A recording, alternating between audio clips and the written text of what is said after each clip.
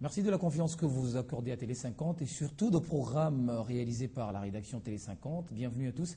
Merci d'être avec nous sur Télé 50 pour le compte de votre magazine matinal Un jour une idée. Aujourd'hui, on va bien évidemment parler de la société congolaise. Sommes-nous en train d'assister à une chute libre de mœurs, de vertus congolaises? C'est à cette question que va s'adonner notre invité, Norbert Yamba, que nous avons invité il y a quelques semaines ici. On parlait politique, mais aujourd'hui, on va bien évidemment parler des questions liées un tout petit peu hors de la politique, parler des mœurs, des vertus congolaises.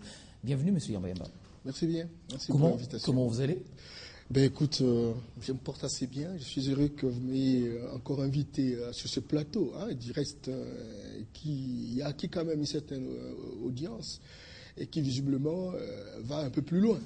Ça nous permet naturellement d'aider notre peuple à s'acclimater aux différentes mutations sociopolitiques. Parce que grâce à l'information, qui du reste fait la formation de tout un chacun. Donc merci encore une fois pour m'avoir invité. Merci. Alors vous répondez tout de suite à la question liée directement à notre thématique, les mœurs en République démocratique du Congo, les vertus, déperdition ou renaissance. Quelle est votre réponse? Merci beaucoup, M. Floride, pour cette question et surtout du choix de la problématique parce que une société où les mœurs sont en déperdition, c'est une société à disparition. Une société dont les mœurs sont conformes aux évolutions de développement, c'est une société qui va progresser. Non, écoutez, la question de mœurs, c'est une question pertinente. Mais il faut comprendre une chose, M. Floride, c'est que la société est organisée. Et si entendez la société en termes d'espace géographique, habité par les personnes. Mais cet espace a son histoire. Cet espace a sa géographie, cet espace a ses réalités, cet espace a sa culture, a ses possibilités, a ses potentialités.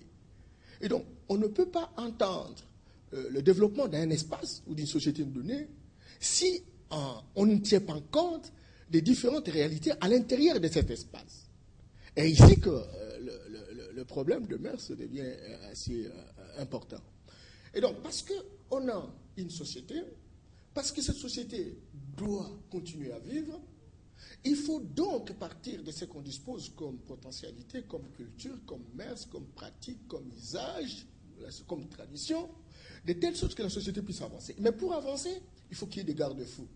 C'est ainsi que vous avez des traditions dans nos sociétés. Il y a des traditions où on vous dit il ne faut pas insulter votre grand frère.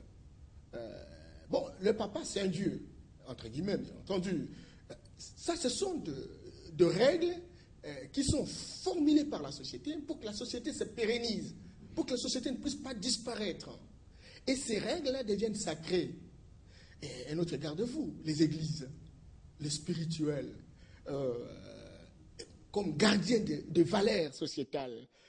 Vous avez d'une part les coutumes, les traditions, etc., qui visiblement donnent un certain nombre de règles. Vous avez les églises, et les confessions religieuses qui... Non, je suis en train de partir. Il y a trois compartiments. Ah, ok. Il y a les traditions, qui est lié au droit coutumier. Il y a les églises, les valeurs spirituelles. Et vous avez les droits modernes, qui est piloté par l'État, où on donne des règles de jeu.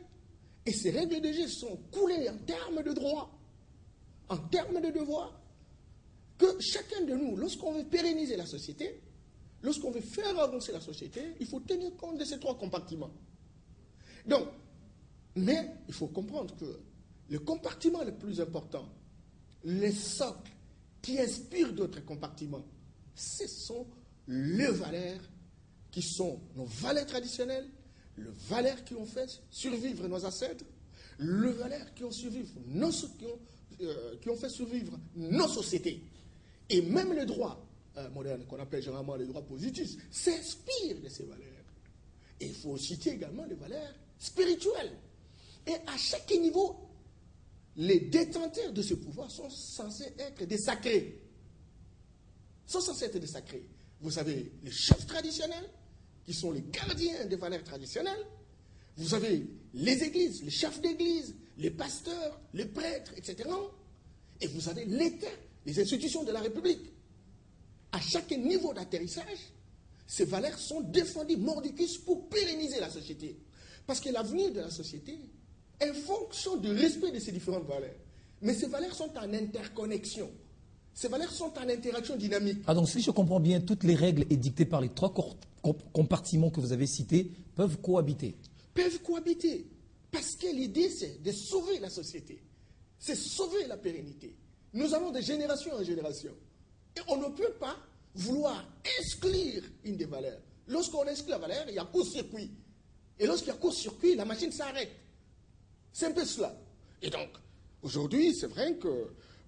Ça, c'est de manière générale, mais s'il faut, par exemple, prendre le cas de la République démocratique du Congo, l'on assiste à quoi exactement? Eh bien, nous assistons j'allais dire, à l'éboulement de ces différents compartiments. Il n'y a plus de valeurs traditionnelles. Il n'y a plus de valeurs spirituelles. Et il n'y a plus de valeurs étatiques. Les règles, je m'excuse beaucoup. Allez-y. Les règles traditionnelles ne sont plus respectées. Les règles spirituelles ne sont plus... Quand je dis ce n'est pas trop radical, hein, il y a quand même certaines valeurs, ça c'est évident, mais j'essaie d'exagérer un peu pour interpeller la nation. Il y a aussi des valeurs de droit qui, visiblement, sont remises en question par les animateurs eux-mêmes. Vous avez le système traditionnel, nos chefs coutumiers, qui ont vécu pendant des années et qui ont eu la responsabilité de développer nos États. Et ils ne sont même plus conscients qu'ils sont chefs coutumiers, qu'ils sont dépositaires, ils sont des gardiens des valeurs traditionnelles. Parce qu'ils remettent en question eux-mêmes leurs valeurs traditionnelles. Vous savez, je m'excuse beaucoup. Dans nos sociétés traditionnelles, un chef, c'est quelqu'un qui est le garant. Et quand vous arrivez dans un village, la porte du chef a toujours été ouverte. Et on a fonctionné pendant des années, des siècles, de cette manière-là. De manière à recevoir tout le monde. En recevant tout le monde, en partageant ce qu'il dispose, et en recevant de ses compatriotes ce qu'ils disposent. Et donc il y a une solidarité fondamentalement traditionnelle qui a permis la maintenance et la survivance de nos sociétés. Aujourd'hui, le chef, il devient lui-même égoïste. Vous avez, avec la colonisation, si vous vous rappelez, nos compatriotes qui ont été vendus comme des esclaves l'ont été par nos chefs. Simplement parce qu'on lui a donné un vélo. Tout simplement parce qu'on lui a donné un fusil. On lui a donné des sacs de sel. Il faut aller dans les villages. Même ces villages qui, visiblement aujourd'hui, sont des gardiens des forêts, etc. On en parlera un jour. Mais quand un exploitant forestier arrive, il prend contact avec le chef. Il donne un vélo. Il donne des tôles. Et donc, le fait d'avoir donné au chef, et le chef l'avoir reçu, croit qu'il a résolu le problème de son village. Et pourtant, peut-être on a besoin d'une école, on a besoin de tôle, mais ce n'est pas le chef qui va donner. Il s'attend et couvre l'exploitant forestier au détriment de ses concitoyens. Allons dans les églises. Les églises. Mais, le constat aussi est alarmant là-bas. Le constat est alarmant. Écoutez, je dis quand je parle l'église, je vois le comportement des animateurs de ces églises. C'est vrai que nous avons des églises traditionnelles. Donc de tous les côtés, vous ne voyez que les animateurs. Bien entendu. Les sociétés, vous savez, il y a la culture qui apporte un mécanisme et l'animateur du mécanisme. C'est important. Et donc, vous avez par exemple au niveau des églises, avec la croisée, la situation aujourd'hui des crises, etc., l'église qui était le sacré, l'église, même les traditionnels doivent respecter, parce que l'église, c'est l'inspiration divine, c'est Dieu au-dessus, au sommet, etc. Et à ce niveau-là aussi, ça pose problème. Il y a des prêtres, il y a des pasteurs, il y a des diacres, etc., qui sont là, mais qui visiblement n'ont plus conscience de ce que représente leur rôle dans la société. Chez nous, dans tous les cas, on faisait une confession quand on est devant les prêtres. J'ai triché. Même à l'examen, j'ai triché. Ah, le prêtre dit, tu as triché, donc c'est grave, c'est très grave, c'est gravissime. On prie pour vous parce que vous avez triché. Aujourd'hui, c'est devenu normal. Oh là là. Parce qu'en fait, au sein des églises, comment allez-vous dire à quelqu'un, non, j'ai fait l'impudicité. Lui-même, à qui vous présentez un problème, il est le grand impudique. Le grand impudique. Et il donne l'impression de sauvegarder la nation, d'être sacré. Ah, mais non. C'est un peu ça, la naïveté et la résignation d'un peuple qui se trouve en situation de crise. Et là aussi, quand je dis prêtre, quand je dis pasteur, ce n'est pas tout le monde. Oui, oui. Il y a des églises qui se créent comme des boutiques aujourd'hui. Ce qu'on appelle généralement des ligablos. Où lorsqu'on arrive, on ne prêche même pas, mais on commence à demander l'argent. Où les fidèles deviennent des instruments, n'est-ce pas, deviennent des marchandises presque. Où on vous dit que votre pauvreté ne peut se terminer que par la prière. Or, Dieu lui-même, Jésus de Nazareth, qui était Dieu tout-puissant, qui aurait pu nous amener directement au paradis, il ne nous a pas amenés au paradis. Il nous a montré le chemin. Quiconque qui suit le chemin arrive au paradis. Mais quelqu'un va vous dire, pour question d'un voyage, ou même les occultistes voyagent à longueur des journées, etc. Tu ne voyages pas. Simplement parce qu'il y a des sorciers. Tous les sorciers. Alors il faut prier. Et pour prier, il faut la dîme. Il faut ceci. Il faut ceci. Il faut. Et donc, en situation de crise, les valeurs tombent. Le pasteur a besoin de survivre. Le pasteur a besoin de survivre. Et il cherche, il monte des mécanismes. Et quelques églises également traditionnelles qui continuent à résister. Et c'est comme ça que vous voyez aujourd'hui, parce que chez nous, il n'y a pas d'entreprise. Il n'y a pas d'autres activités prospères ou économiques qui visiblement peuvent aider la nation à avancer. Il n'y a que la politique. Et quand on se fait appeler excellence, quand on se fait appeler honorable, etc., vous êtes respecté. Il faut voir même là où on va vous placer dans une église.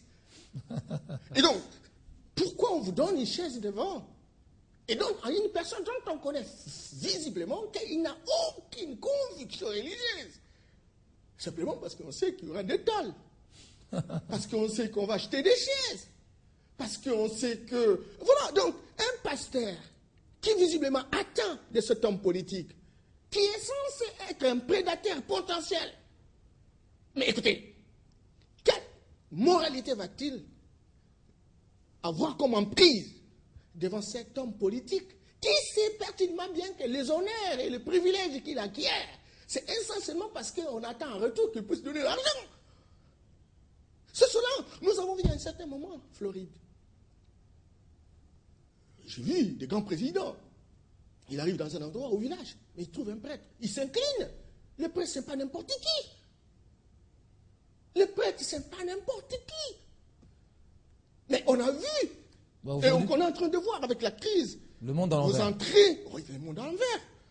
Le monde à l'envers. Et j'ai dit, et là c'est justement, et je me suis content parce que Dieu vous a inspiré pour que vous m'appeliez. Moi j'ai dit, Seigneur, nous allons vers où?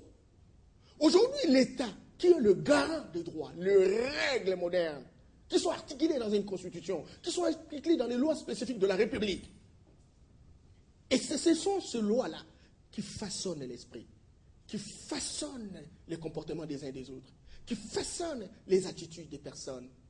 Alors, si on piétine ces lois, que l'on a créées pour pérenniser la vie, pour pérenniser la société, à ce moment-là, quel type de résultats on voulait avoir? Et c'est cela le danger. Et donc, on est en situation où l'État est là, les règles sont établies, les règles ne concernent pas les animateurs de l'État. Et tout simplement parce que les terrains est tellement devenu très fertile où des graines pourries germent bien. Donc le tableau de peint est vraiment sombre. Très sombre, il faut une revisitation générale. Toutes les générations sont brûlées. Le défi pour le développement de la République, c'est un grand défi qui touche tout le monde à une sorte de revisitation individuelle et collective. C'est un danger public parce que l'éthique est le socle, un facteur déclencheur du développement.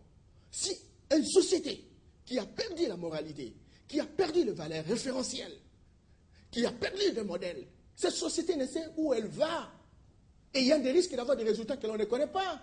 Et c'est un peu ça la situation aujourd'hui, parce que toutes les voies sont possibles, parce qu'on ne sait pas où l'on va. Très bien. Nous allons parler de cette refondation et qu'est-ce qu'il faut faire exactement par rapport à cette moralité, par rapport à ce tableau sombre que M. Oyamba vient de peindre tout à l'heure. Les moralités, les mœurs en République démocratique du Congo, déperdition ou renaissance. On en parle bien évidemment avec notre invité Norbert Yamba, mais on va marquer une pause pour suivre les informations et il sera bien évidemment dans quelques petites minutes, 10 heures à Kinshasa, ce sera l'heure de suivre l'info, le Flash Info avec Grace Salambo. A tout de suite.